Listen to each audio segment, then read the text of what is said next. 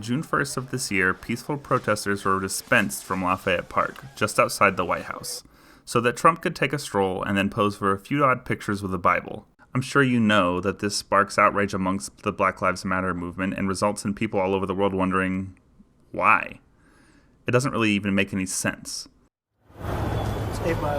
While the sociology behind the religious right and the Republican allegiance is a whole book and a half worth of subject matter to sift through, it does give rise to a serious issue all the same, which is, if Trump, of all people, is making a theological argument, and it's working, what other theological arguments are being made, and more importantly, should we care about them?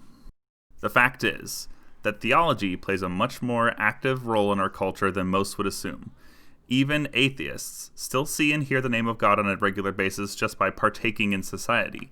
Go to court, go to a football game, buy something with any paper money. All these things carry a theological symbol or word buried within the very fabric, literally, of the society we inhabit. Even if we turn a blind eye or refuse to acknowledge it, there are underlying theologies driving the world forward, or backwards, depending on your motives. This revelation came to me with an increase in awareness after really diving into Martin Luther King's lesser-known sermons. He had a way of utilizing liberation theology, which is another subject to devote more time to at a later date, to give theological backing for a need for a serious societal shift. In some ways, this reveals me to be a dumb, ignorant white dude that grew up blindly in the conservative evangelical church, a place that you would think would have exposed me to the ways that theology gets used to influence culture. But actually, it did the opposite.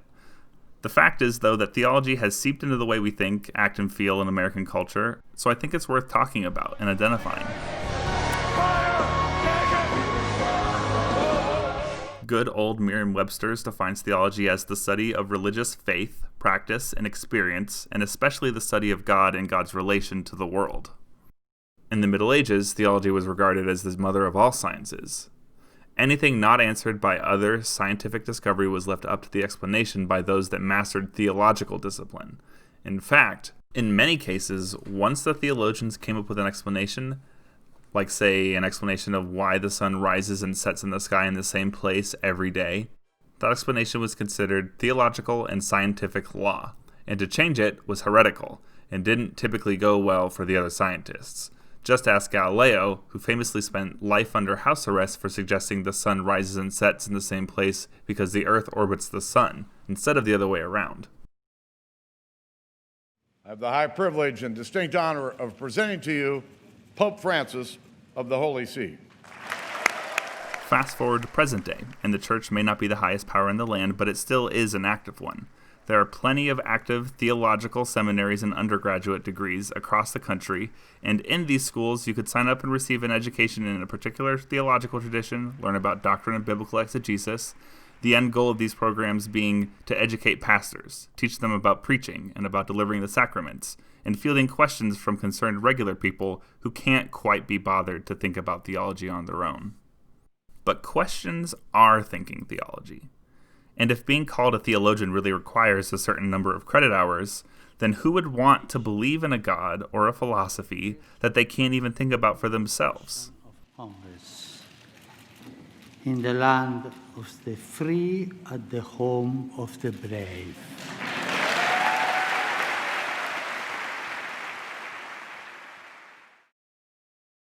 It worries me that people are running my country who believe in a talking snake. You don't have to pass an IQ test to be in the Senate, though. I have a friend that I've known since college, and even back then he would tell me that the reason he was an atheist was because the world was just too evil to justify the existence of a benevolent God. This is a common argument against Christianity, the fact that the existence of such a broken and miserable world must mean that either God doesn't exist, or if God does, then God's a dick, so why even bother?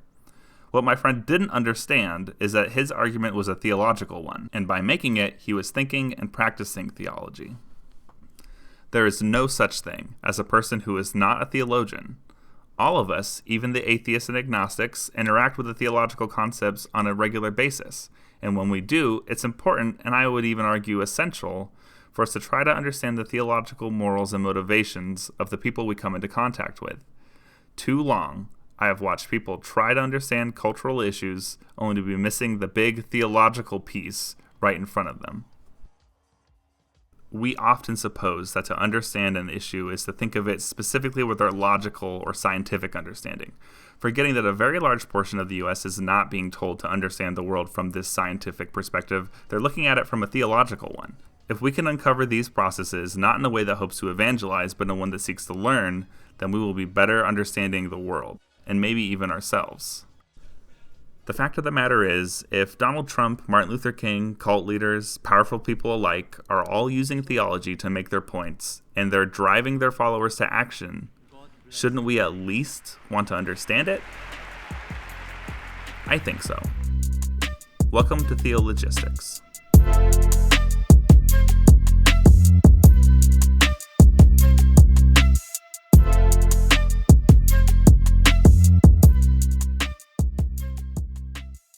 Nobody loves the Bible more than I do.